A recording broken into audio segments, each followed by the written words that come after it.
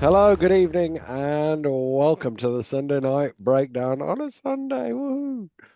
Daniel Routledge and Dave Forrester with you to go back over all of the action this week in the No, Super. no, no, no, no, no, no, no. Sorry, sorry. No opinions this week, Dan.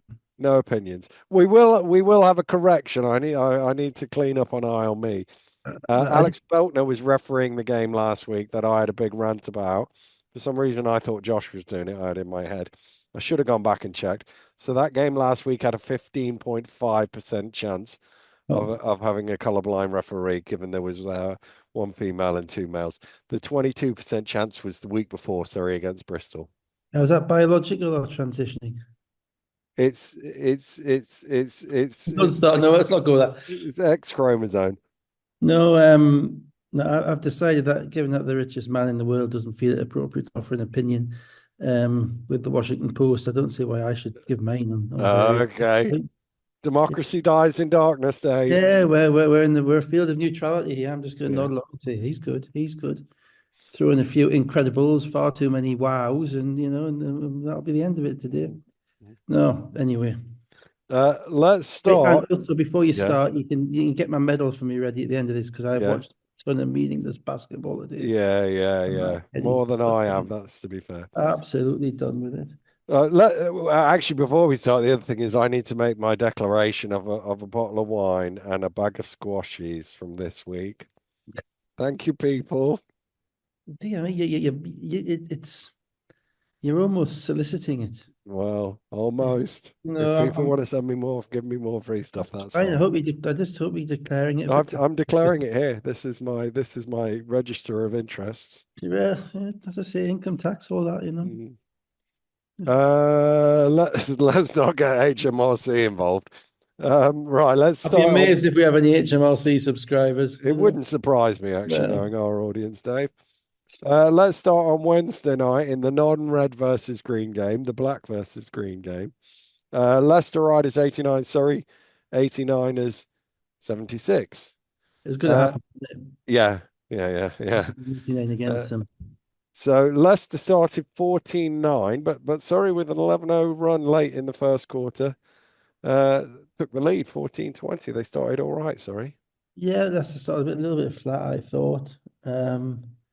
Sorry, sorry, they're just short of bodies. They're short of a bench effectively at the moment, and without Lawrence to create shots off the bench, and I've said it before, Leicester kind of ground them down, and um, Leicester very methodical, Mm. really, really quite systematic, and they are not going to beat themselves. No, it doesn't look like it. You know, and sorry, they kind of do. They Mm, kind of do. They make enough plays whereby you think, whatever. On top of that, they are very reliant on Gooden and Ray mm, to create shots. You know, they can get Adelican can score, Steele can score, James can score, but they're needing people to create shots for them primarily. They're not guys who are going to be coming off a screen or going one on one. And I thought Leicester kind of ground them down with their defense and so you just struggle to score the ball. Well, Johnson and Hunter threes put Leicester six clear, but it was basically tight until 3:43 to go in the third quarter. Scores were tied at 61. Neither team scored for a couple of minutes. And then Bowman five in a row, Washington a 4-point play to start the fourth quarter. Leicester 12 unanswered to 73-61, and that was basically the game a minute into the fourth. Yeah, it was kind of obviously it wasn't a game which had that much on it. You didn't see that Surrey were ever going to win by 18, so I was kind of watching it whilst interested, but not that interested. So I'm sorry I didn't pick up on particularly much. Obviously, I would have loved to have been captivated by the commentary, but he was too busy eating sweets. Mm. Um, Drinking wine, that one. The sweets were Drinking wine as Friday well, night. was Yeah. it? My take off was it that they didn't have enough scoring off the bench. I don't know what their actual bench points were at the end, but they're bringing it's tough. This whole battle of blooding players and hoping to win at the same time is really tough. And Cholovinskis, I don't think Parkinson played in this game. They're still not getting what you would need out of Brown. They need a creator in that role, and he's not Mm, giving them it at the moment.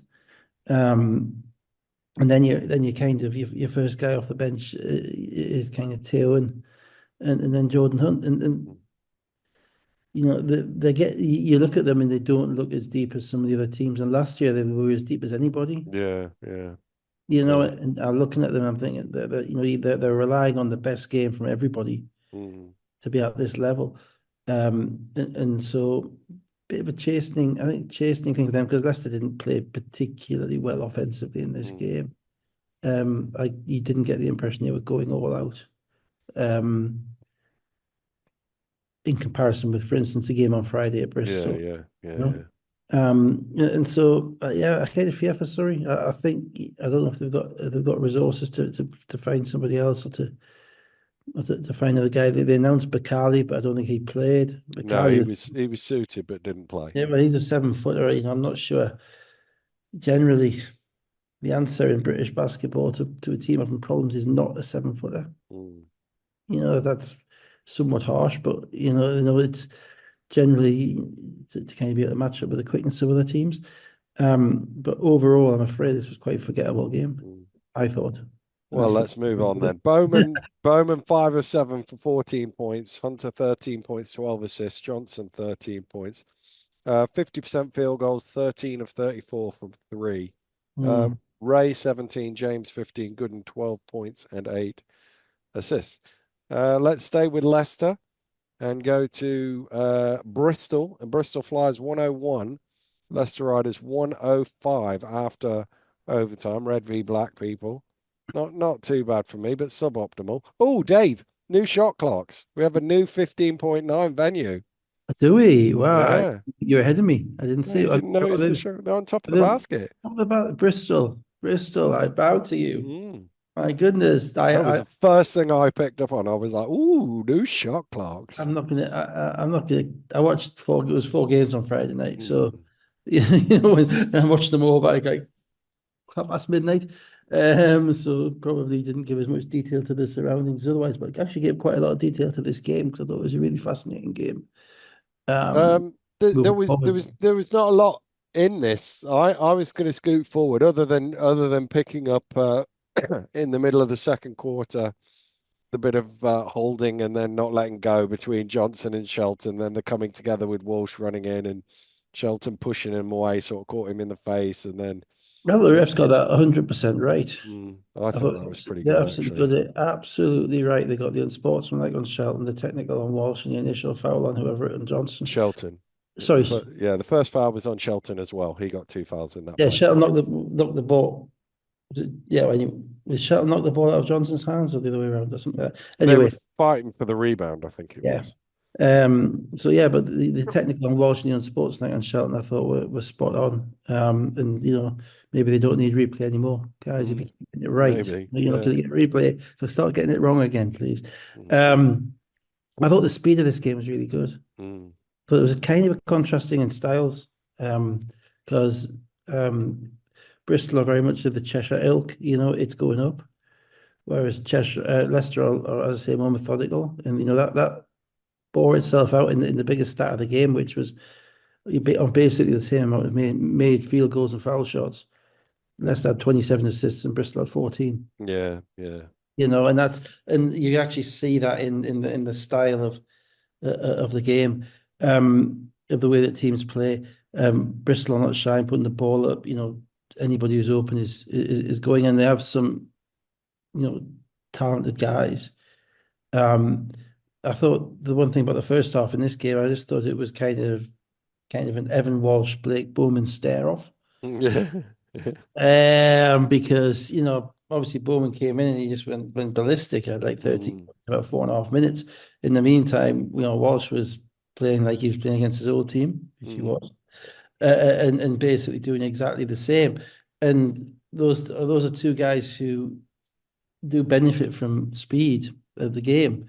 Bowman, in fact, you could probably argue has been one of his struggles with Leicester over the past 2 years has actually been kind of fitting into the kind of the slightly slower, more mm, methodical offense that they run than, for instance, someone like Bristol or Cheshire, whoever does.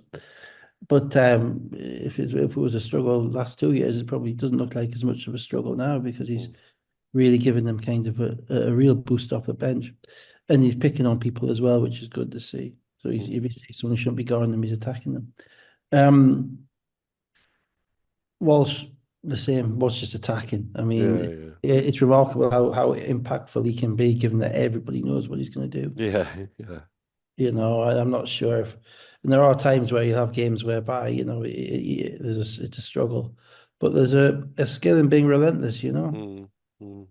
relentlessly doing what you do. And he did. So yeah, so the game kind of flew forwards, and Yeah, so Leicester were up 7 off the back of 2 Jackson threes. Flyers were ahead in the middle of the third quarter. Fourth quarter, Hunter 3, Jackson and 1, Abercrombie 3, Leicester up 10, and they looked like they were going to win at that point. 4:46 to go to the 72-82. yeah, and that's that spirit, and then the spirit ability came back. Also, I'm going to put a vote in for the call of the season from.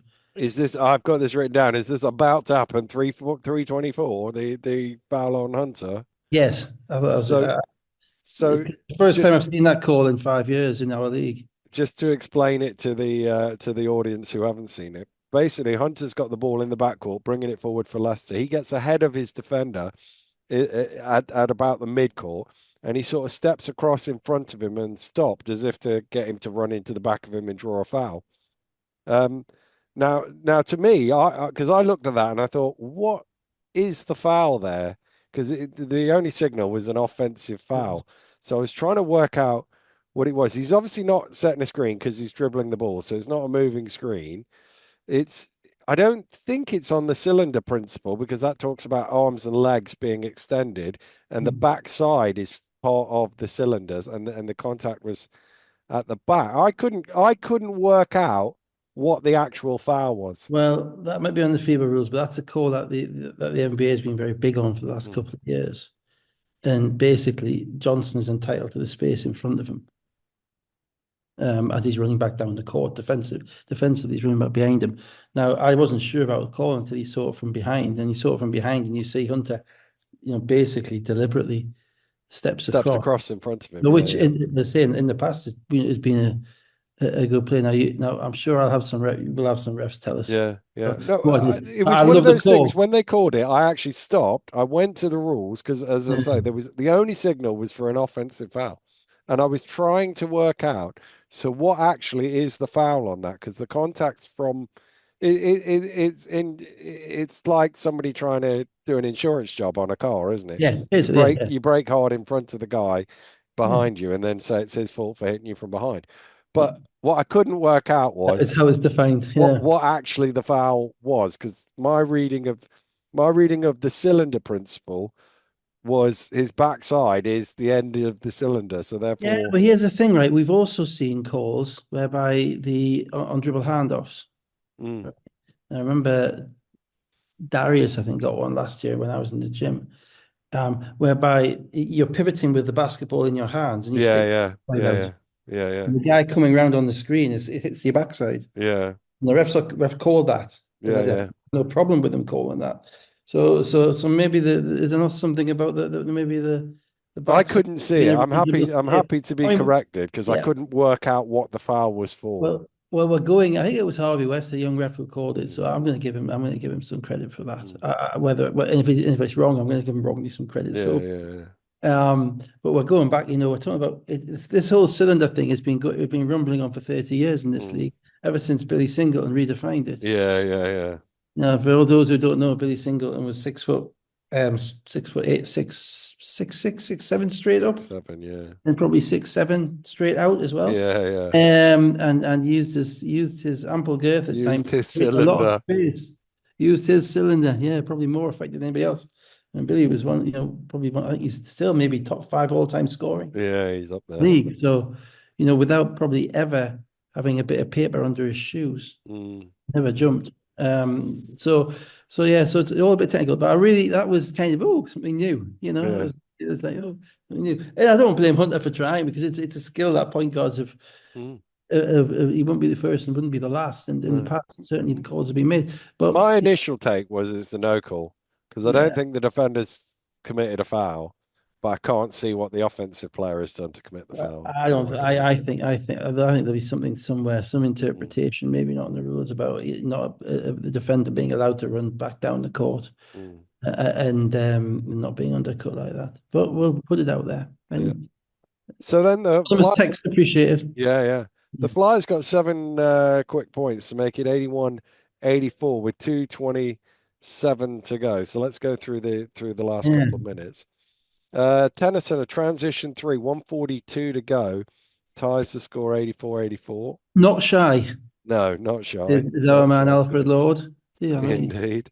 Abercrombie misses a three. Tennyson to the rim is fouled. He makes 2 free throws, 120 to go. So now they're in front, Bristol, 86-84. Jackson misses a three, but Thompson gets the offensive rebound. Hunter, corner three, 86-87, 52.8 seconds to go. yeah. Hunter kind of gives the vibes of a guy who may not make that many, but he might make some big ones. Yeah, yeah. He's got that little look in his eye because I don't think his shooting splits are great this year, certainly 3-point splits. And he wasn't a great shooter in college, but he's got some chops, I think. He's got, Yeah. he's got a little bit of when the kind of the when it matters thing, kind of in Lewis misses. Ball goes out of bounds for a Riders' possession. Spencer Johnson then for three. 23.6 seconds to go, 86-90. Yeah, I thought that just on that, I thought the kind of the pervading theme of this game was that Bristol didn't really attempt to defend the 3-point line. Mm, I think Leicester got 37 threes or something like that. mm, And for a team like Leicester who have so many good shooters, if you're getting 37 looks, they don't shoot many bad shots, Leicester. They don't put up many Hail Mary threes or no. any out of rhythm three. And if they're getting 37 good ones, it's like Cheshire. You're going to struggle to beat them, you know. And the Spencer one, Spencer Johnson one, I thought in particular, that was a straight up shot. He Mm. should have to make it. But at that point, I'm not letting him beat me like that way. I'm getting out there and making him finish at the rim over my big guys. Keedy Johnson to the rim, 17 and a half seconds there. The one thing you can't do is foul him and let him turn it into an and one, but they did. Yeah, I wasn't sure. I thought it was a little bit of a weak call. I think Mm, certainly whichever Riders player fouled him looked a little bit surprised. mm, But you're right. I mean, that's when you've got to get you get out of there. You mm. don't give the ref the chance to make the call. 89-90. Timeout advanced the ball, so 14 seconds on the shot clock. Obviously, they're up one and there's 17 and a half seconds on the game I clock. live with that. Run it. They're going to foul you. They have to foul Mm, you. It's a fouling situation, so you may as well advance the ball and not turn it over into your own basket, or not give mm. the risk. Not risking 8-second call. Not Yeah. risk chaos in Bristol. Chaos happens in Yeah, Bristol. yeah, yeah, yeah, yeah. Bristol is now Plymouth. Okay, it's moved 200. It's moved 130 yards, 130 miles down the M4, whatever, A30, Five. M5, A38, whatever. And where the chaos used to be there, it's in the kind of the dark, dingy kind of pavilions. It's now in the bright lights of the tight Bristol, yeah, yeah. Wise Arena, and so you don't let that happen. So I've got no problem with advancing the ball. Plus, Rob's ran the same set off that out of bounds for the past like 15 Yeah, years. yeah, You know it. yeah. I know it. They always get the ball in. They always have Yeah. their options, and they did it. Yeah. So there's an initial foul, but that was actually only the fourth team foul, 15.7 seconds. Hunter then gets the ball, manages to run a few ticks off the clock before he's fouled. He goes to the line, 11.2 seconds to go. Only makes 1 for 2, so it's 89 81. And 91. then 1.6 seconds to go. Keedy Johnson, tough elbow shot. I thought knocked it down, 91 apiece. Yeah, yeah. I mean, yeah, you made a play. Mm, That's kind of your 15 a game at West Virginia, your second year pro, kind of pulled up. He has the thing with Keedy is because he has that explosion. You have to respect it. mm, So that shot's going to be there for him most of the time. mm. Problem is, it's not a particularly good shot because it's a contested 2-point Yeah, shot, yeah, yeah, 17 feet. So you don't want to be shooting, and you prefer to be getting in there and kicking it out for threes, which is or getting to the rim. But when the money's on the line, you get what shot you can. yeah, And yeah. yeah, it was a nice play, knocked it down. Time out advanced the ball, they missed a three. So into overtime, Leicester out to a 7-point lead, but six in a row from the Flyers, capped by two free throws from Walsh, made it 99-100 with 133 to go.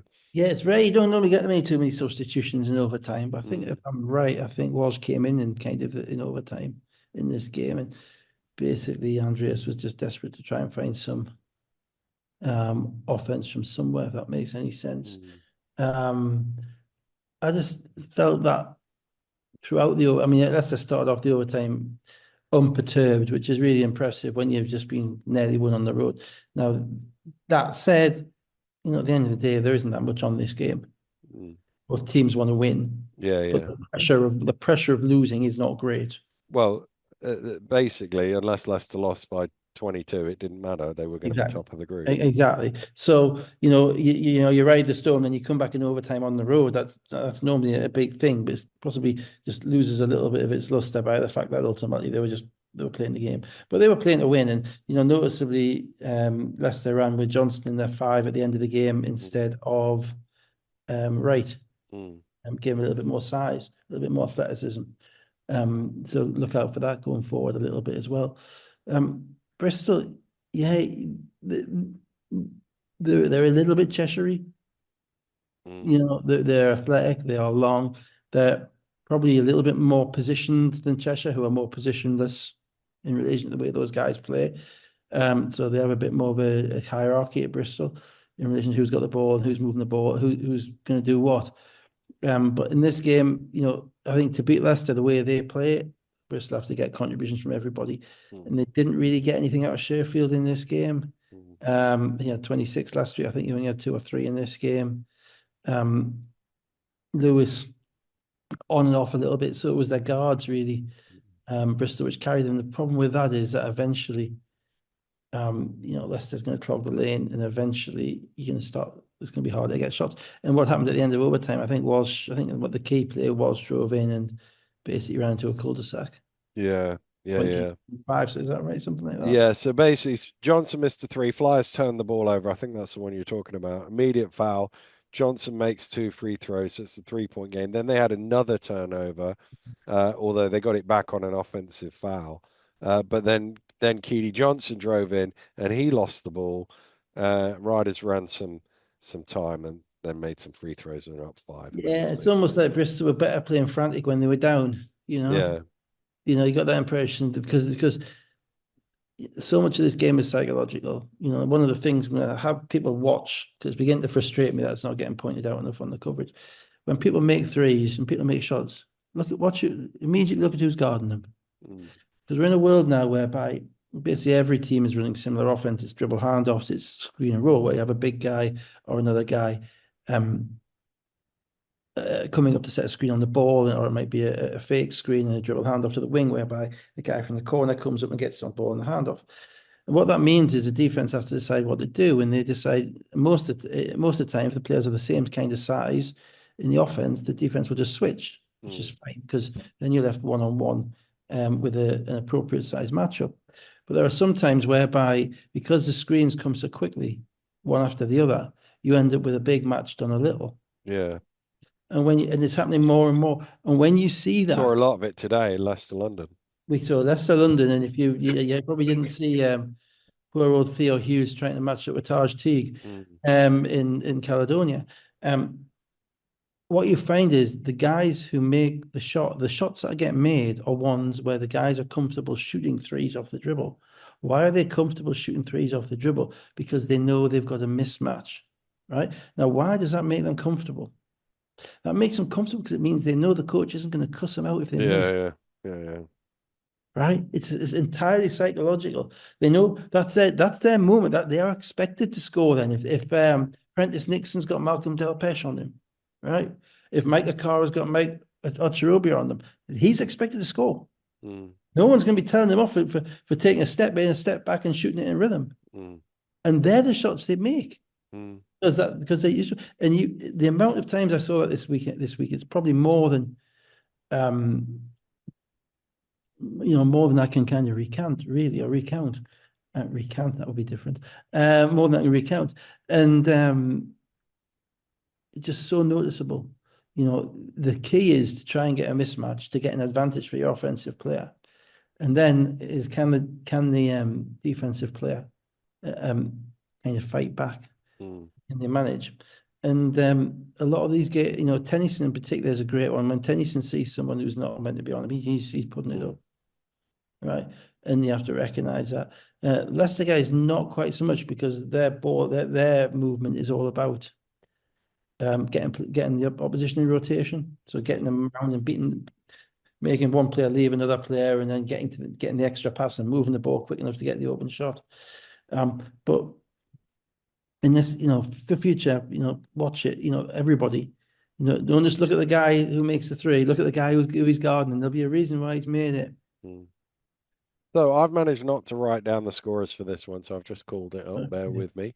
Keedy Johnson, 25 points, 5 rebounds, 4 assists. Robinson, 21 points, 13 rebounds, and Tennyson, 18 points.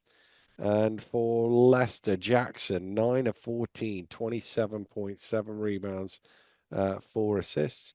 Hunter, 20 points and 9 assists. And Bowman, 14, 5 of 8 shooting, 5 rebounds, 4 assists Was it about off the 37 bench. threes they got up? Was that right? Yeah, 13 of 37 from 3 point So, range. the 30, More threes than twos, they had 35 twos. 13 and 37, that's only 35%. Yeah, Right now, on a good day, they're shooting 40. They yeah, make yeah, they are, 15 yeah, or 16. They make 15 or 16, they're winning. yeah. They'll Mm, probably get a couple from Bowman that you wouldn't be riding on, but still, they don't shoot enough bad threes. And the other thing is Jackson is going to be a problem. mm, Jackson's a problem for everybody. yeah. Jackson scores without you realizing he's scoring. He Mm, picked his moments. He doesn't shoot many bad shots. And Jackson is going to be you're going to have to game plan for Jackson. And mm, it's hard to game plan for the guys who don't get the ball all the time. mm, For one who might not touch the ball for the first 4 times down. And then mm, suddenly bang, bang, bang, he's got 7 points. He's got one in transition. He's got a rebound. He just picks his moments. He knows when it's his time. mm, mm, So it's him and Holden at the moment are the best players in the league. mm. Well, let's go to Holden. Let's go to Cheshire. Cheshire Phoenix, 116. Manchester Basketball, 85. Kristen was back for Cheshire. Eitel Rock in the starting lineup still, though, maintained his spot from last week. And a first start for Ashton Langford for Manchester with Madot out injured. We have a Uh, moratorium on all these double-barreled names. I know it's getting a bit much now, isn't it? Particularly when you've got Ashton Langford and Alan Aikins. I mean, they Mm, sound like it's a normal name. mm, So the mm, first name Ashton, first name Alan. It's like, mm, no, my brain doesn't work that way. Come yeah. on. Uh, I Grumpy, sorry. yeah, yeah, yeah. Idle Rocket and threes, White as well. More dunking everything at the other end. He made a three as well. Trading scores early. This was a tight one, really, in the first quarter. Yeah, but whoa, one feared for Manchester, didn't one? Mm, Uh, mm, the I mean, you can't play Cheshire without having a plan mm, and executing the plan. Um, and I couldn't really discern one with Manchester because Cheshire got up all those threes just like mm, Leicester against Bristol, and they got up every three they wanted and more. And I think Ashton Langford is really going to help them, and obviously they haven't had him and Mid playing at the same time yet. mm, And it'll be interesting to see what happens when they do have those two because they're both point guards. I think probably both of them the weakest suit is their shooting is probably the 3 point shooting. So mm, will they both play at the same time? I don't know. But he's a definite, piece.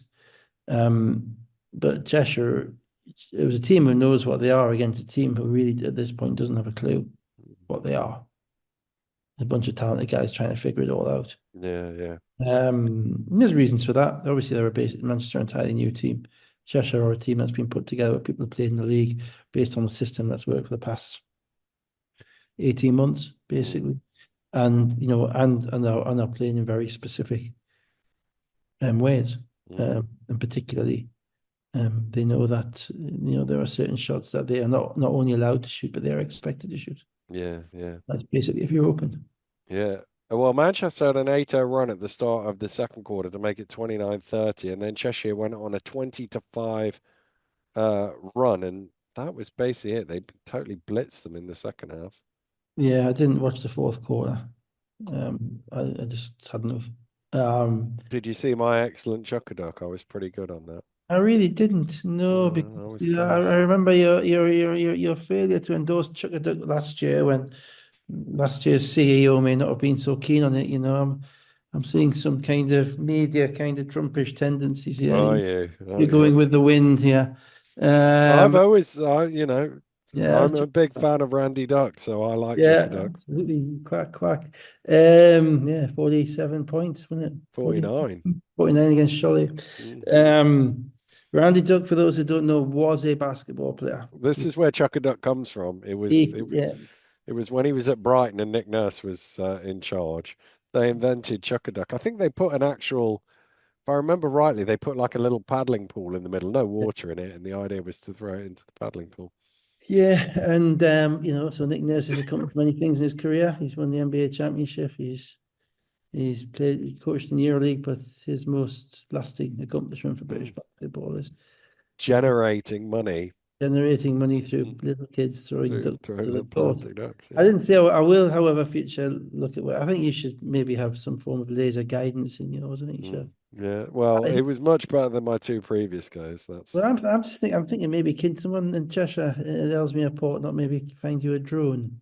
yeah. So It's you just can kind of drop it. you just drop it in, you can sail it over. Do you sail drones? I don't know. You fly them, don't you? You Yeah. fly it over and just drop it on top. Mm. What I'm looking for, and I'm disappointed that no one's done it yet, is someone fitting a big claw to the ceiling.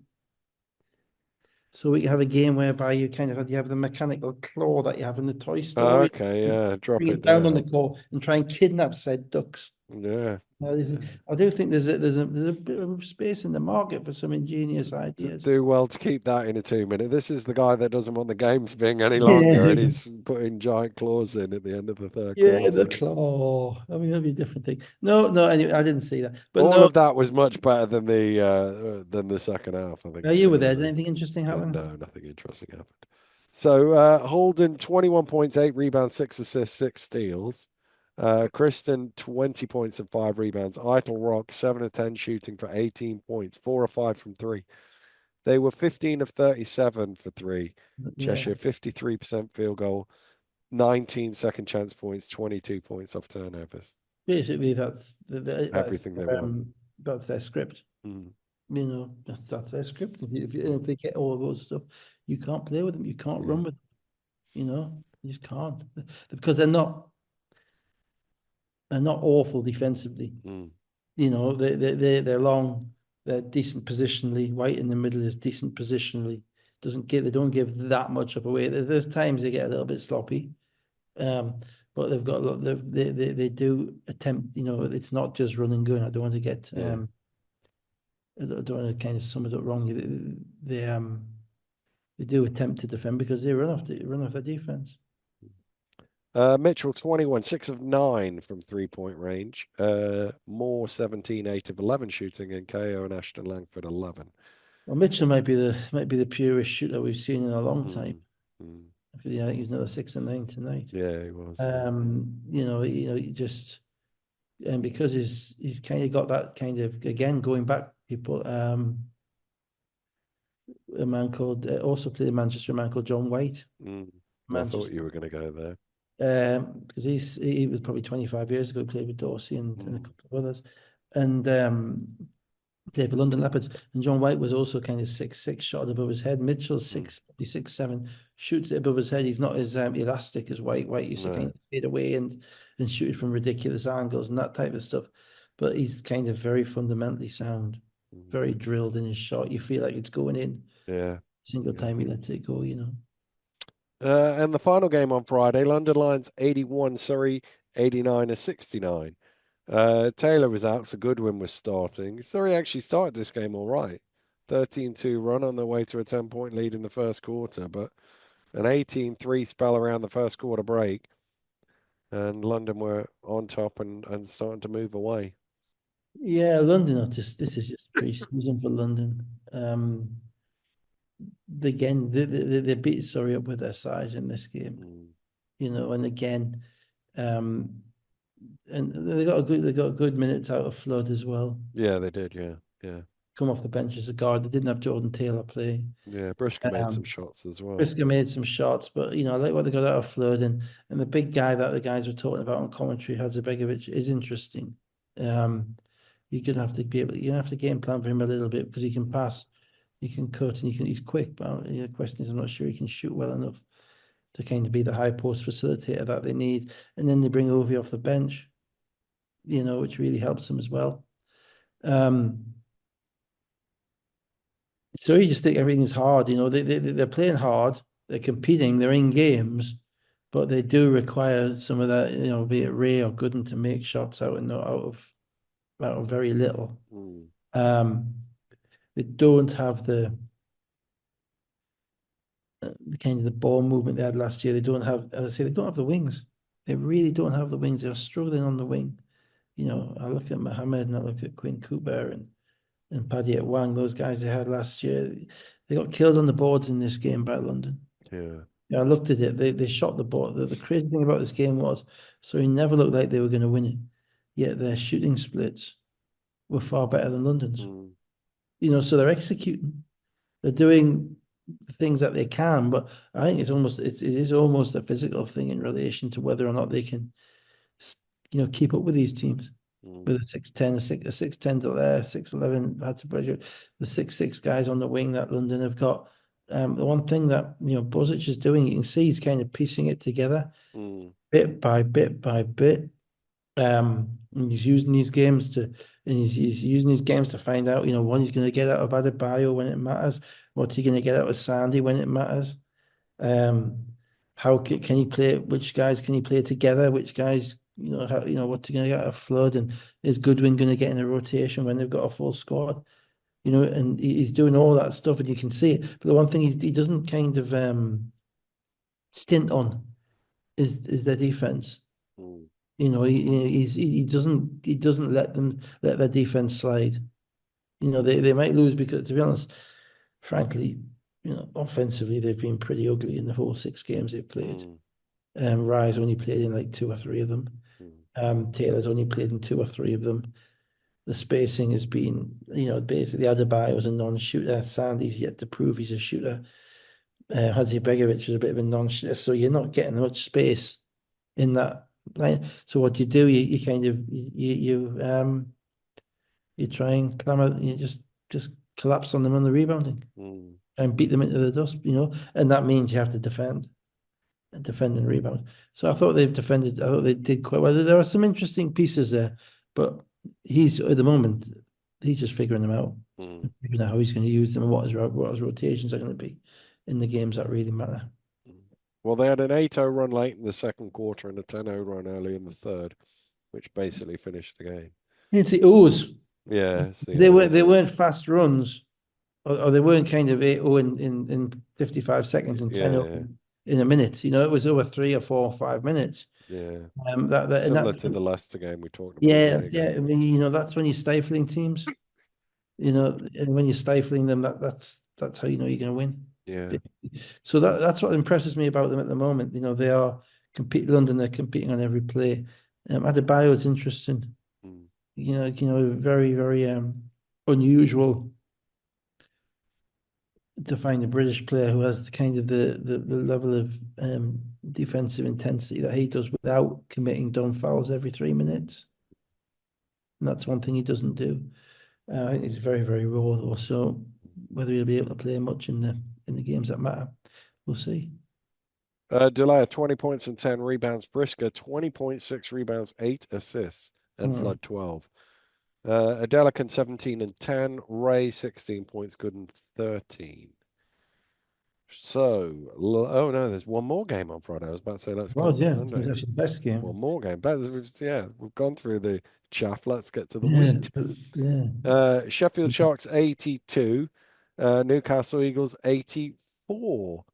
So that means the Eagles are into the semi-finals. Jared Bynum in for Llewellyn. We didn't see much of him. I think he played a minute, did he, or something like that? Yeah, he played 3 seconds at the end of the first half Yeah, to avoid someone getting a foul, and then 50 50 seconds somewhere seconds in the else. Yeah. second half, committed one foul, stood in the corner for two offences, and came out. I think he only got in Thursday night. Mm, He's a West Coast guy, so the flights to Newcastle from the West Coast of America mm.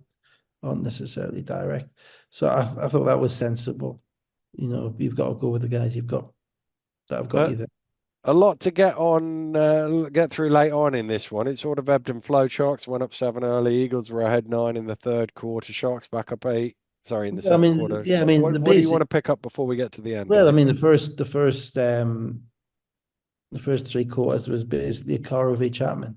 Mm, You know, I mean, Akaro came out and off the bench had 25 by the end, mm, 25 by the end of the third quarter, something like that.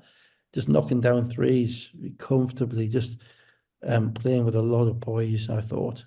Chapman, the Eagles clearly had a plan for him because, you know, the first two plays, Spencer played like 4 or 5 feet off him, challenged him to make a shot, and he did. mm, You know, and that was clearly a plan because he's been very, very good at getting to the rim and putting pressure on defenses.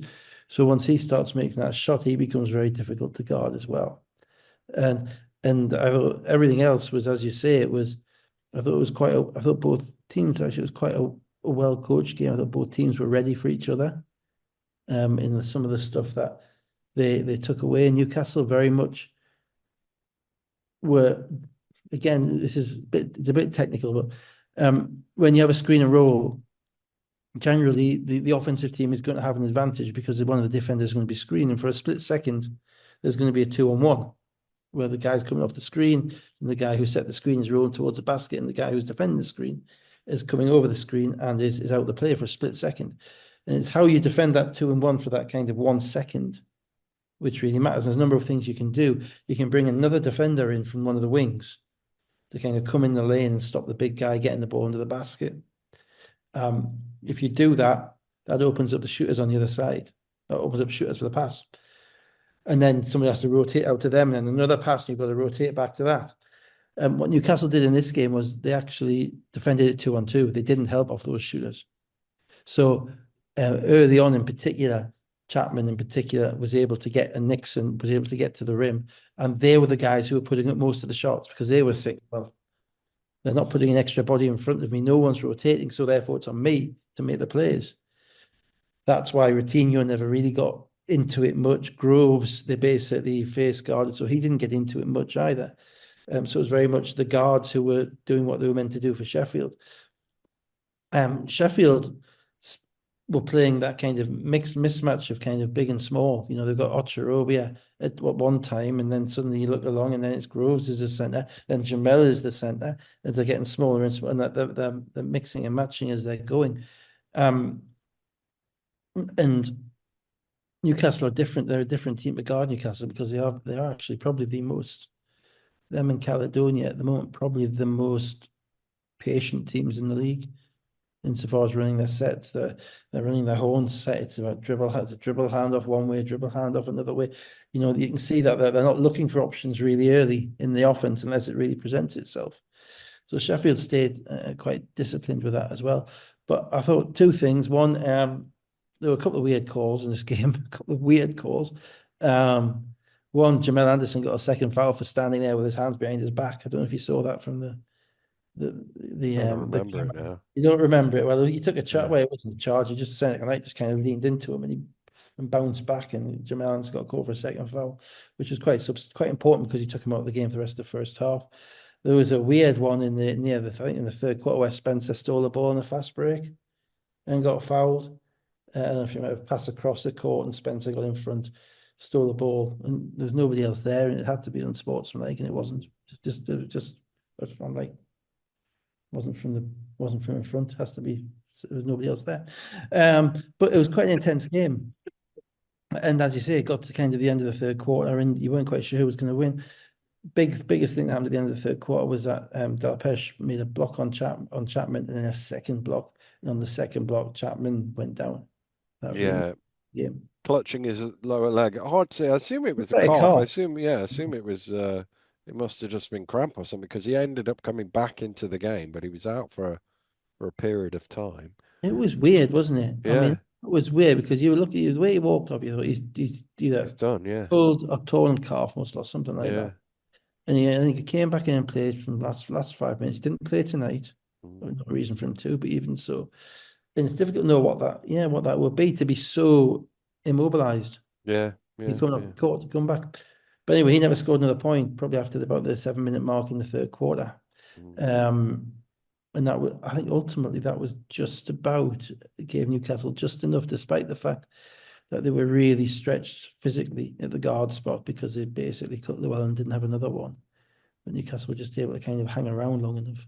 So 6.5 to go. Sharks are up 78-69. Alan Ikens then got it back to a point. Eagles scored 8 in a row. Let's go through the end. Alan Ikens 155 to the rim, 80-79. Well, what Newcastle did at this point was actually they exposed Sheffield's foul trouble quite well. The other thing was this game became a game of guards. Mm, In the last 3 minutes, I think that's when the Coro came in for Cole Long with 2.5 minutes to go. Newcastle's centre was effectively Josh Ward-Hibbert, mm, and there was and Sheffield's centre I think was Jamal Anderson, and there might have even been a time it was like Ratinho. You know, what I mm. mean, they were really, really small, and what it meant was it really helped Alan Aikens. Yeah. Because Alan Aikens is a guy who is crafty, as you've seen, and probably the only struggles he's really had has been against substantial size at times. But when he had a guy, because they took Groves out, because Groves he scored on Groves, he posted Groves up the first Mm, time, scored on him at the rim. He's 6'4" and Groves is like 6'8". So then Ratinho comes in, and Ratinho's guarding him because of the matchups, because everyone's so small. But Ratinho's got 4 fouls. mm. So he's a tough cover when you got 4 fouls because and so he scored I think 4 or 5 times down. Yeah. Yeah. So Ward Hibbert then forced Nixon into a backcourt violation. Alan Mm. Ikens again to the rim. Chapman misses a three, but then he steals the ball back, and Rotino in transition makes it 82-81. Well, Uh, yeah, just on that play, I mean, he did steal the ball back, but basically that was kind of a smart play, but not a smart play by Spencer because Spencer went at Ratinho because Ratinho had 4 fouls. mm, As well, you know, in a perfect world, you would manipulate the ball back to Alan Aikens, who's clearly got the bit between his teeth. But Spencer went at Ratinho. Spencer played 34 minutes by this point. He hasn't played mm, 34 minutes at this level for a long, long time. mm. You know, this level of intensity. And he made a bad decision. He didn't know what he was going to do once he went past Ratinho, threw a cross-court pass, which was never going to get there. Chapman stole it. Ratinho made a great play and finished in transition.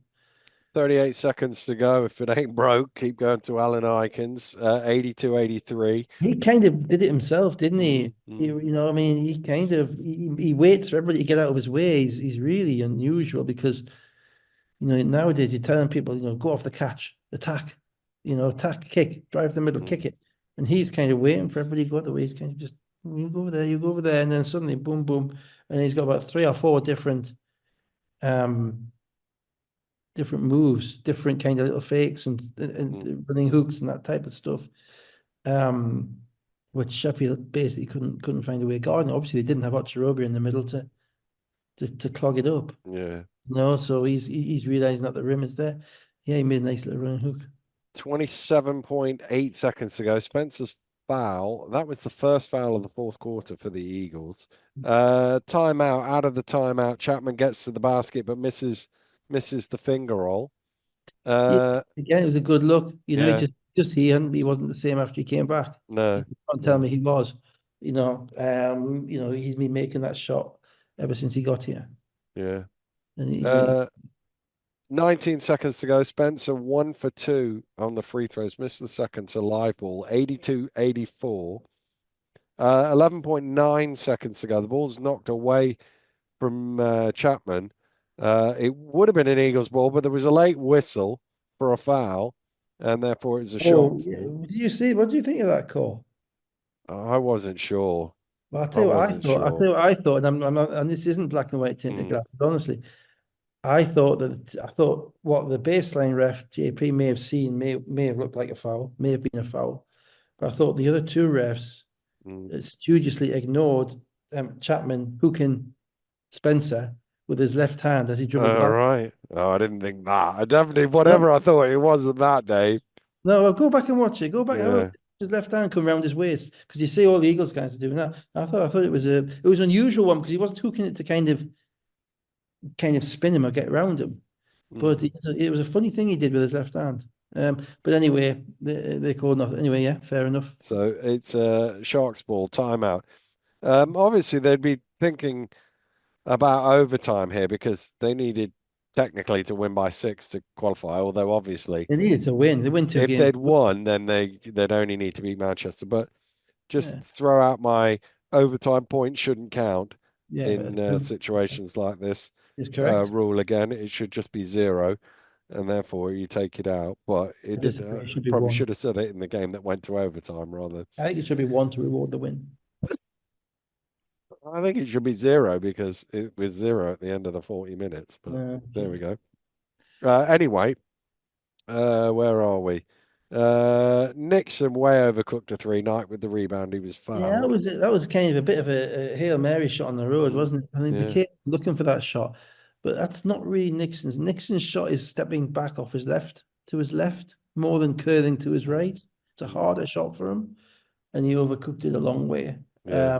I thought, he also, because whatever I think it was trailing him, he had the ability probably to take a dribble and two dribbles, get the ball in. I thought Sheffield got a little bit antsy near the end of this game. I mean, obviously, we saw it in the next play as well. Mm. But just before that, I thought, they were a little bit antsy all the way through. 7.8 seconds to go. Knight misses both free throws. Sharks got the rebound, and then Nixon a bad pass, and it ended up going out of bounds. I don't know Yeah, well, what he was Knight throwing got to do anyway. better. You can't be a scorer and not No. and miss two bad, he missed them badly.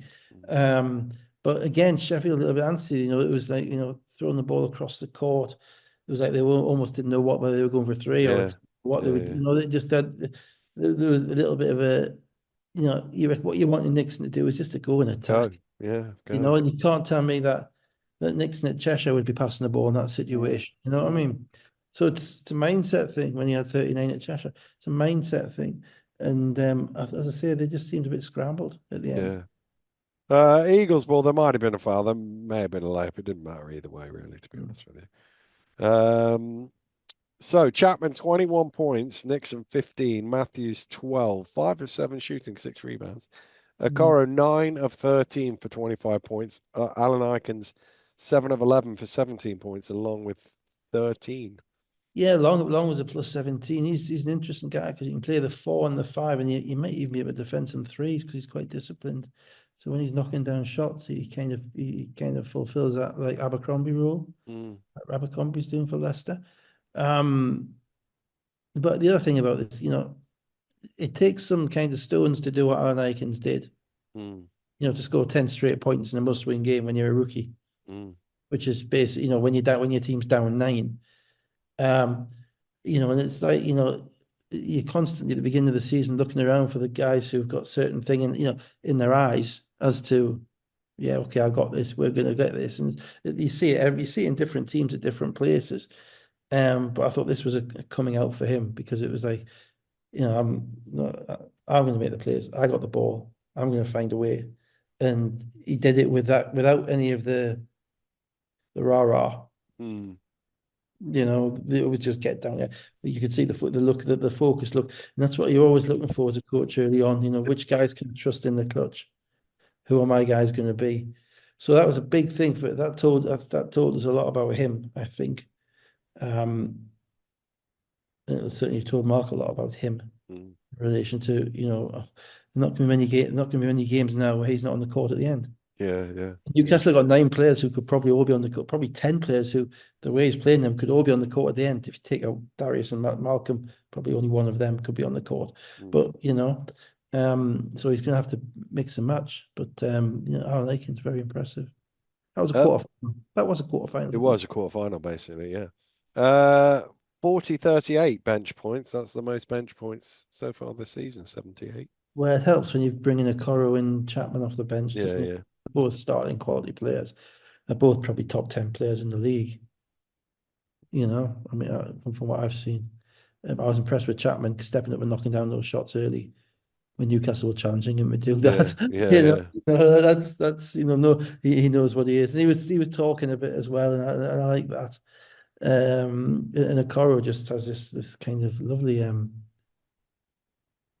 unflappability about him. You know, he seems to be very self-contained.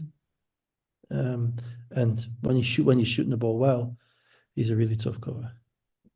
Let's come to today then. Manchester basketball Must 87, be. Sheffield Sharks 68. A win for basketball Very good.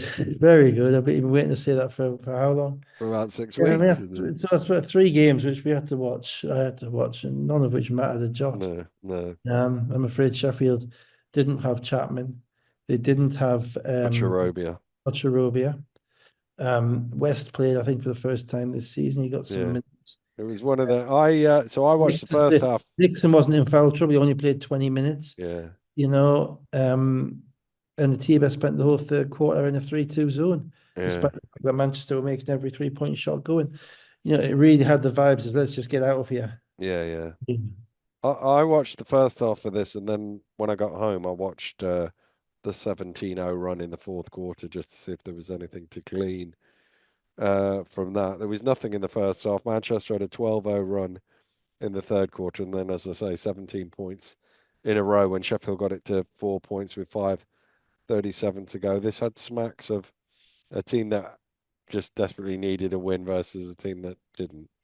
Yeah, I think that's fair. Nick Lewis, I mean, there's a couple of things. I mean, bringing in Ashton Langford means you've got Lewis coming off the bench, Mm, whereby he's the Evan Walsh.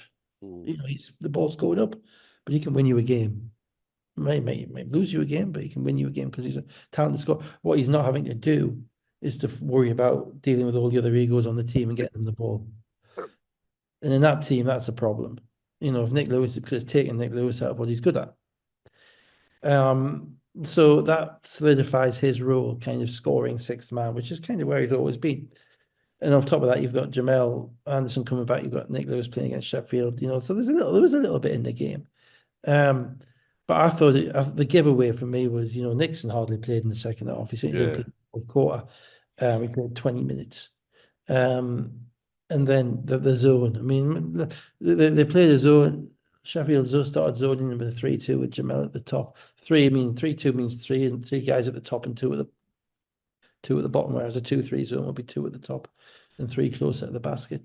And what the 3-2 zone does is it kind of discombobulates the opposition because it takes away obvious passing lanes until they figure it out. And then you realize that the spaces are in the corners Mm. Or at the and high post. or at the high post. So over the top of the guy at the top. Or Mm, even better, you get the ball at the high post and then you go to the corners. mm, Because there's only two guys on the baseline, so they've got to decide whether to defend the basket or defend the corners. And unfortunately, I did kind of raise my eyebrows a bit when I saw him come in it, and it worked for a little bit of time. But then, you know, you got Mitchell, Ashton Langford, Ali, Nick Lewis. These guys, you know, and KO, sorry, these guys are knockdown shooters. mm, Really can't, you know, if they're set feet. And the second half just became a 3-point fest. mm, And mm. the fact that Atiba stayed in it, I mean, it's quite clear to me that he didn't give the proverbial about the game, about Yeah, winning the game. yeah, yeah, You know, because there's no way in the world they haven't run that all year. He was yeah. testing out. He was getting some clips for film, work out what's going to happen. But you know, they have been a little bit, even in their run, they've been a little bit dependent on Chapman being kind of their extra guy, their extra scorer. Mm, Um, and without him, you know, they were a little bit short in this game. They couldn't run with Manchester. Manchester, there was the semblance of a team there, but a part of me was also thinking there was a little bit of fool's gold there as well. yeah, yeah. So I mean, we'll see. They're playing in Newcastle on Friday in another meaningless game. So it'll be really well it's meaningless other than the fact that I get to watch Bynum play for Newcastle Mm, and hopefully Manchester have a full squad. So it'll be interesting to see how they approach that game coming off a win. yeah, yeah. I get the impression they may be an irrational confidence team Could well be. Yeah, You could well know, be. so they could come out flying, or they could come out thinking that they've cracked it. Yeah, yeah. You know, and you know, so I'll be as non-entities of games go, it'll be quite. It uh, is. It is. Mitchell, 6 of 9. You already trailed that for Yeah. 3 for 20 points. KO, 18 points and 9 rebounds. Lewis, 17 points and 5 assists. 14 of 37 they were from three. EC Matthews, 23 points, the only He player in went double off. Yeah, figures. Yeah. he was enjoying himself because he was getting all the Although, touches I'd all see. unfortunately, very much when I turned it on, he missed a couple at the end in that Oh man, 17 over. But yeah. he's pulling shots out of everywhere. But that was, you know, as I say, he hasn't basically he's come off the bench. He's not played a lot of Yeah. minutes this year. So he was quite enjoying himself getting the basketball. He is he's kind of an individual scorer. He doesn't entirely fit into what they do when they've got everybody kind of there because he likes to kind of he's got the James Harden step back, couple of Mm. dribbles, step in, step back, that type of stuff. He also made a couple of threes in the corner as well. Yeah, I mean, yeah, it was meh. Yeah, let's move on to another match, shall we? Yeah. Caledonia Gladiators 86, Cheshire Phoenix 81. No Kristen and Holden for Cheshire, so a completely different starting unit for them. They did lead early on by 8 points, but it didn't look like that. I only watched the end of this, but it didn't look like there was much in the first half. I fear for Caledonia. I mean, I have to say, you know, even after winning this game, you know, and they got a great win in Kosovo on Wednesday when, Yeah, it was real. and you know, Yeah. Patrick Although Whelan. what the scout report was giving up that Patrick Whelan three at the end. Well, you Come saw on. the coach. The coach knew what the scout report was. He was waving Mm. his arms. Yeah. Yeah, but you know, the advantage is you got 17 points and 7 shots from your best player. He's back Yeah. suddenly a better team. Yeah. Yeah. Who knew? Who'd have thunk it? Um, but then you know they started off against Cheshire. I mean, again, it's a dead game, so you're looking at stuff. So, but they started off with a front line of Benley, Barnes, and Hughes, Mm. right? And I'm looking at thinking, you know, Benley can guard guys. Obviously, he's got long arms, but he's basically in college been a five, Mm. right? Barnes is basically a BBL 5. Sorry, SLB 5. It was size. Hughes is a 5.5. Yeah. Yeah. Yeah. Yeah. Yeah. He is a big dude, and he is. We talked about him a little bit last year, and you're setting them up, and you're setting those guys up to play against, you know, the fastest team in the league with the most spacing. And I just thought I just didn't see it. I didn't see it. Um, but again, it's against that you've got to play them because it's a dead game. Yeah. Yeah. Yeah. Yeah. About then see how they go. Well, And and they're then not quite as fast without Kristen and Holden. they're not quite as fast, but they do. But all that means is T gets a chance to have a go. Yeah. Yeah. Yeah. Teague, and basically, this was an example of, Tajai Teague, basically Ben Thomas in the first half picked the first quarter, just basically picked on who Theo Hughes was guarding Mm. and said, right, it's your turn, you go. Something that Vince McCauley used to do at Milton Keynes Yeah. Yeah. Vince. when he had the Marius Bulls and those Yeah. guys, Yeah. Yeah. Yeah. the Braids, who's 6'4", whatever, and he would always try and he would pick on poor Bridgie. Hello, Mm. Bridgie. Hello, Yeah. Bridgie. Yeah, Reggie. No, I don't be no, like no. Push Fab out of the way. Push Reggie Jackson out of the way. Go with him. And Bridge did quite well, but it's what we did a little bit with poor Johnny Bunyan with Yeah. Yeah. Yeah. oh, but it's a hard world. Well, you got to prove that this is your. We talked about this. Was it last year with Connor Washington in the first couple of years when he's on the court? You got to go at him until you realise he can actually defend, and then you go, Yeah, okay, we'll go somewhere else. absolutely. And it's the point of So the much of game, it is isn't it? about You rep. find the weak what you perceive to be the weak spot and attack it until you prove it isn't a weak spot. And Cheshire do a hell of a job of that because Yeah. they're set up for that because they don't pass the ball much. Mm. They don't waste passes, Cheshire. They attack where they're going to attack, and every pass that they make is designed to get somebody a shot. Yeah. They don't pass it 4 times to get it somewhere. Yeah. So they're looking for a mismatch and to exploit that mismatch all the time. So Teague went off on Hughes in the first half, and basically they really Caledonia really struggled to guard the 3-point line. And Greg Wild played really well, made some shots early, corner threes, because they know it's that psychological thing. They're comfortable releasing it. Scott Grayson, who basically hasn't made many shots, he made a few. And Caledonia, lots of size, but it's very hard for that size to get out and cover the perimeter. Mm. And so I feared for them. They're still only, I think, again, it's a dead game, so you got to be careful with this. But DeBoer's only played 10 minutes, and they're a better team with DeBoer's on the court. So you're still fearful, a little bit fearful about his health. But then again, it's a dead game. You've got European games. You're going to burn him out that way. Stuckman didn't play at all, which hurt them matching up. Obviously, he would have been one of the guys who matched up with the Cheshire guys. But ultimately, I watched it all the way through. I wasn't sure I was going to win the game. It had Cheshire and Caledonia needed to win this game. They really did, because without Christian and Holden, or Cam squared, Cam squared. Thank you. Trademark. And I've heard it before, Dave. You're not the first yeah, person to say that. Yeah. Okay. Salty says it on the PA, to be honest with you. Does he Cam I squared? think so. Somebody's definitely said it to me. Oh dear. Oh dear.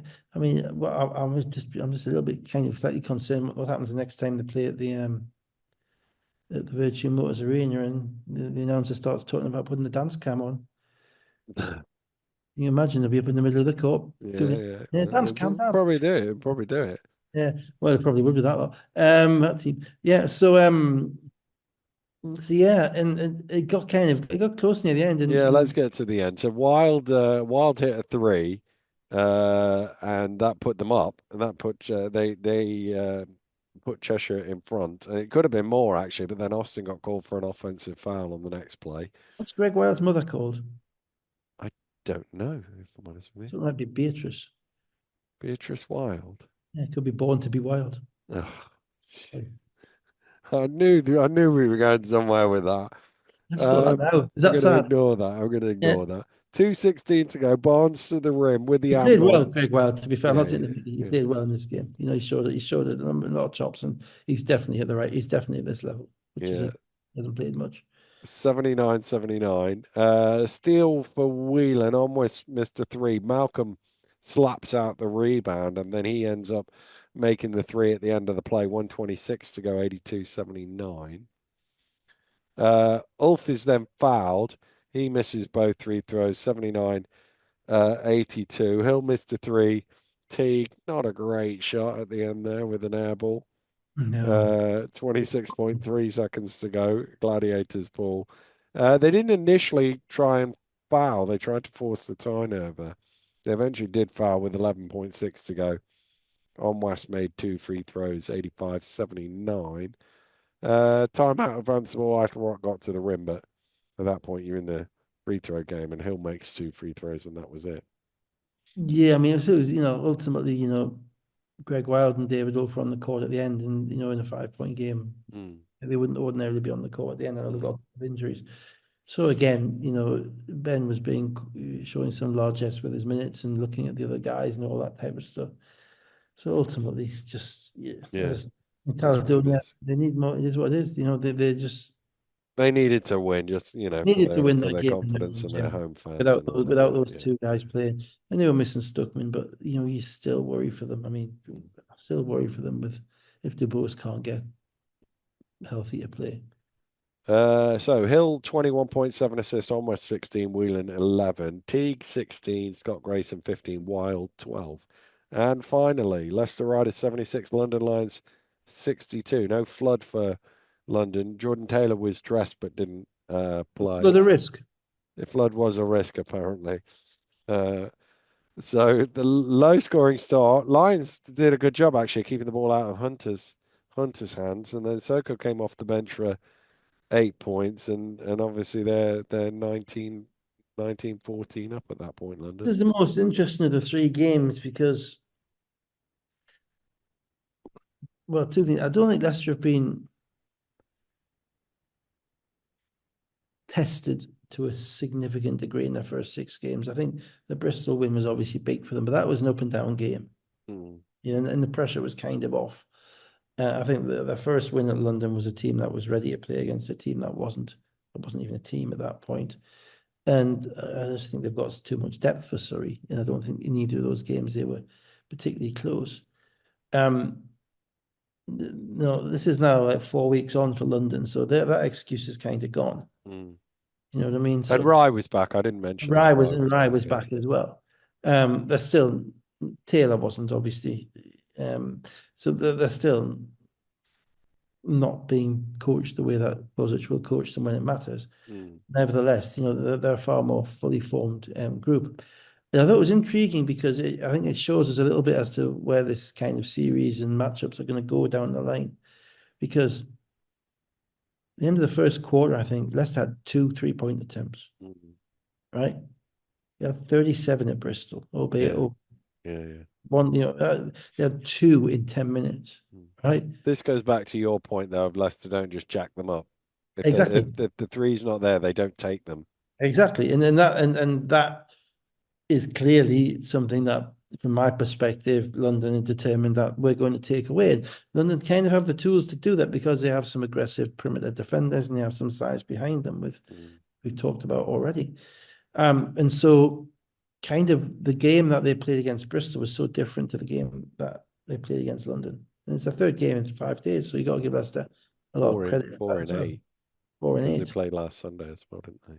Yeah, well, so that's about they had 2 weeks off before that to rest up, but You did, it's yeah, still, yeah. you Was know, it last Sunday? Was it Sunday or Saturday? Whenever they played, they play. They play. they played I think last week. the 3 and the 5 is kind of rare. It's rare you Mm. do, particularly in without having to be in Europe. Um, so they had to keep everybody right, and they were. I'm not saying a little bit.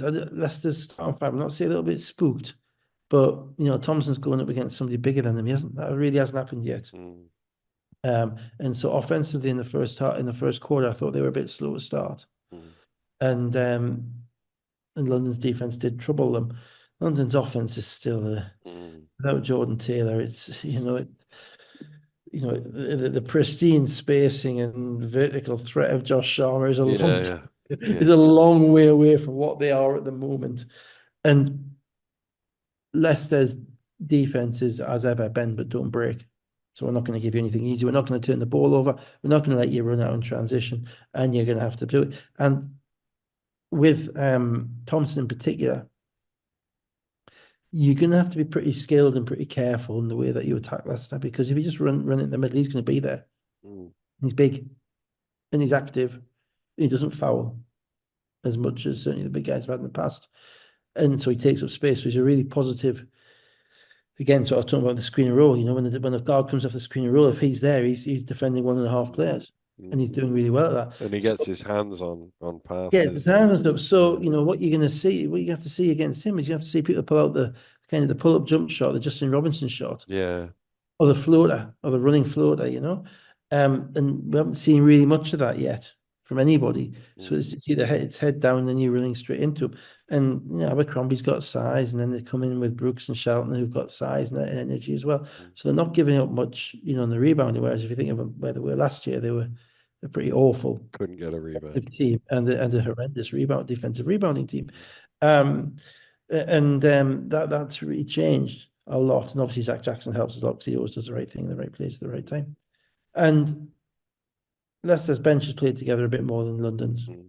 London's he's still moving people around. He brought Uday in this game, hasn't really played much so far.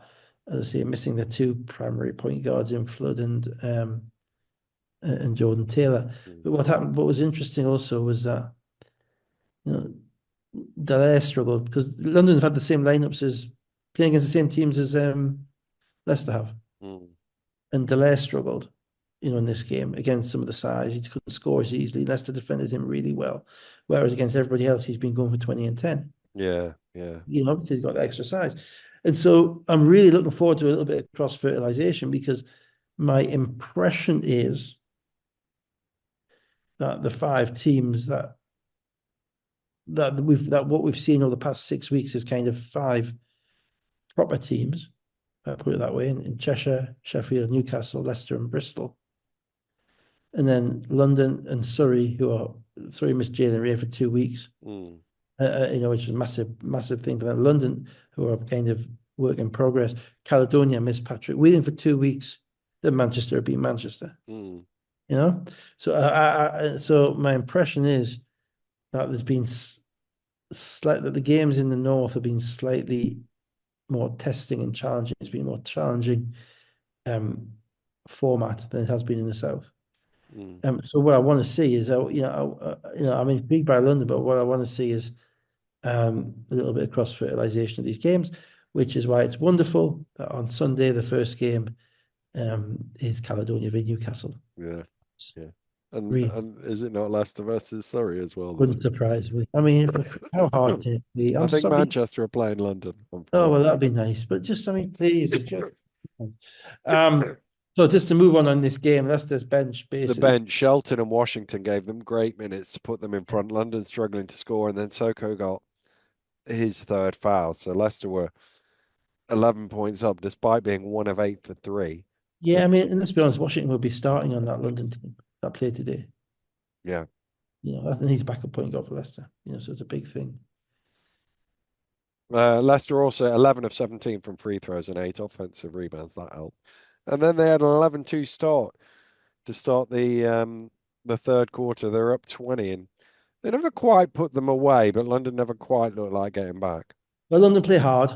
Those young lads are. He's coaching them up, no question, and they are playing for minutes. And you can see that they've kind of got an opportunity there. I'm talking about Adebayo, I'm talking about Sandy, Goodwin, those guys, Ude, even Dallaire, kind of who's come from college. They've got an opportunity there. Which on their resumes you probably wouldn't get in the SBL, in the SLB, anywhere else. Mm. Because the college resumes of Adebayo, of Sandy, they're not great. But you can see the steps that they're taking already and the steps that they're making. And when you're dealing with guys like that, the key is their mentality, their attitude. Yeah, They get yeah, better every day, or they're appreciating what they're getting. Because they've got a good coach, and they've got four coaches there. You got Buzic, you got Youngblood, you got my man Dre, Lockhart. They'll be getting, properly looked after, properly coached. So they're playing really hard, and that's why Leicester didn't go away, because they weren't just going to fall away. They're going to keep playing hard all the way, but it's still offensively, it's kind of ugly. It's very difficult to carry two guys on a court who can't shoot, who won't shoot. And at times, London kind of had three. Goodwin's interesting. He's I'm more interested in the guards, because we've always had the wing players, the athletes. You yeah, know, if you're going back to Olan, Jackman, and Joe Ikenwin, and all those guys. We had the 6'6", 6'7" guys. Even now, Jamel Anderson, Josh Ward-Hibbert, those guys. We've had very few 6'1", 6'2" shooters, or six yeah, ball handlers.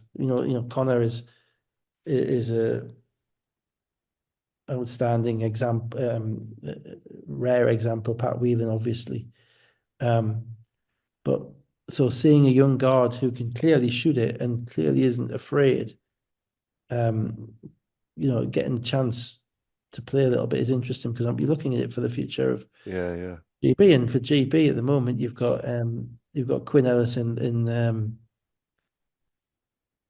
Italy. You've got Cam Hildreth, depending on where he goes if he comes back, of that next generation. But outside of that, then the only real GB guards that are, I think, close to the level in the league are Connor, and Connor's not going to play for GB again. I'd be surprised. I think they'll put Yeah. direction, and probably Spencer, who's showing that he can be a starting point guard in this league.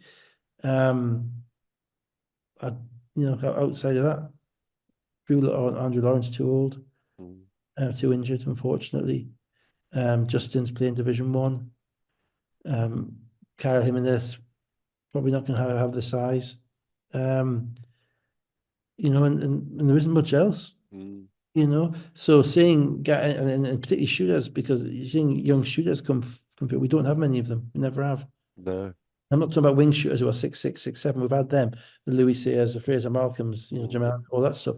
The ones who are 6', 6'1", who can absolutely nail it and come off screens and stuff. And that'd be interesting. So he's interesting. It's good. What I think the system. I think the setup's worked.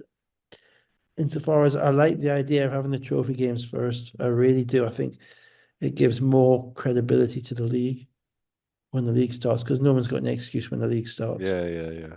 I remember we lost the league 2010, 2011 because tell you why we lost the league because we couldn't get Trey Moore's visa. We couldn't get him in the country for the first 4 games. Yeah, We had some problems with and he'd had a visa before, so it wasn't something we were expecting. And we lost the game against Mersey by about 20 down there, and they won the league by a game.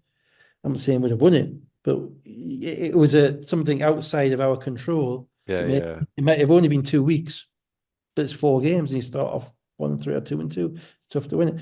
There's no excuses when you start at the beginning of November. yeah, Every game, every team should be a proper team, should be ready to play. Every game should be ready, and it allows also, even though I whinge about dead games, etc., it does allow coaches to play guys. yeah, They've got, and to let guys get on the court and prove that they deserve to play some more. So yeah, okay, it's an elongated preseason, but the games are still competitive. The teams are still trying to win. yeah, yeah. And Coaches occasionally yeah, may make decisions which aren't entirely conducive with their team winning dead games because they want to see other things, but yeah, still, yeah. those other things are And the still valuable. 4 teams who got through were pretty much the 4 best teams. You could make an argument for Sheffield. Yeah, you could. I mean, Sheffield win at Cheshire, so that puts them in that Yeah. conversation. You would Um, say 4 out of the 5, Cheshire, Newcastle, Sheffield, Leicester, and Bristol deserve to be in the semi-finals. yeah, well, And they're the five whichever teams. 4 there were, those 4. Yeah, they're the five teams, and that's why, as I said, like I'm not. I don't think Leicester are going to be a 15-0 team. I know they're 6-0 at the moment. Oh, You, nobody goes to you know. know, so I don't want to be cool on what they've done to accomplish what they are, but they are farther down their path than any of the other Mm, teams. Bristol Bristol are down their path as well because they've played in Europe, but Bristol are different. They're a different style of basketball to Leicester and Newcastle and yeah, Sheffield. yeah, yeah. So Jackson, 6 of 9, 16 points. Abercrombie, 15. Shelton, 11 and 7. Thompson, 10 and 10. They were 3 of 17 from 3, Leicester. And Soko, that'll be interesting going forward because these teams will play each other, obviously 4 times in the league, they might play each other in the cup as well, or whatever. Seeing how, Leicester do against the bigger team, in relation to how well they get the 3-point shots off. It's never about the makes, it's always about the attempts. yeah, yeah, yeah. You know, particularly with Leicester, but with most of the teams, they're not people aren't shooting that many bad threes because if you shoot a bad three, coach gets rid of you. I'm just looking. Leicester averaged 29.4 3-point attempts per game. They make the most, and they're the only team at 40% three. So That they lead the including league in today's game. percentage makes and attempts, That and they including averaged today's game. 12 makes. Sorry. That including today's game. No, that was before today's game. So So they 29.4 would games come finished down. up But if you look, they're well 9 down. makes down and 12 attempts now. Yeah. Um. So yeah. So that's and ultimately, if you're going to win, if teams are going to win games, and because there are no easy outs anymore, there's only 9 teams. Every team's a proper team. Mm, Every team is a proper team with a proper coach. Um. You're gonna have to defend teams. mm, You're gonna have to defend a 3-point line, and you're not going to be allowing. You can't be allowing teams like Cheshire and Leicester who want to put it in, to a certain degree. I think Bristol might be the same, who want to put up a ton of threes to get those shots off mm. comfortably. Bristol lost that game because they gave Johnson a rhythm three with 25 seconds to go. Yeah, And the reason he made it was because they'd been getting good looks all night. yeah, yeah. And whereas if that game was close down the stretch today, then maybe London could have sneaked it because Leicester weren't in rhythm. Soko, 14 points, Delay 11, Brisker 10 points and 5 assists. Yeah, that's interesting, isn't it? One of 14 for 3, 36% from the floor. I was assuming that Soko wouldn't be playing this game and he'd be taking his ban in a meaningless game. Well, Well, if there is to be a ban, I mean, if if there you're is to allowed be to a ban, push we somebody, don't know the if you let her rules. push somebody head first into a wall without a ban, then we better all turn up with boxing gloves and Mm. cricket helmets on, I think. Yeah. Yeah, this is the first. Well, if I were London, I would want that ban to have happened Yeah, today. yeah, absolutely. I If was there is a ban. well, if there isn't, then it's going to be the first failure of the SLB disciplinary panel, Mm. disciplinary situation, which obviously we whinged about last year about the lack of Yeah. in it. And I'm not particularly advocating for somebody being banned. It's certainly not because it's Sissoko or anybody else. But if you push somebody into a wall, then I Mm. expect you're losing a game. You know, Yeah. I Yeah. just can't get my head around anything other than that. Yeah. So the groups, which have not quite finished, because as you say, Newcastle and Manchester still have to play a game. Yeah, Are Newcastle, Cheshire first, 6-2, Newcastle second, 5-2, Sheffield third, 4-4, Manchester, Caledonia fourth, both. 3-5, Manchester fifth, 1-6, and in the south, Leicester 6-0, Bristol 3-3, London 2-4, and Surrey 1-5. And of course, that means that there's only 44% of the league can do the clean sweep. Yeah, indeed. Yes, She's yes, on yes. again now after last Narrowed, year's we've farce. narrowed We down couldn't the. do it anymore. Yeah, Let's nobody's see. going to do it this year. I'm telling No, you. I'll be astounded. Yeah, yeah, I'd be absolutely astounded if anybody did the sweep this year. It would be probably the greatest season in history, given the yeah. depth of talent across the league and the amount of equality in that talent. So, we will call it a night for this week on a Sunday. What's this all about? And we'll be back again next week to do it all over again. So for now, goodbye. Harris for president.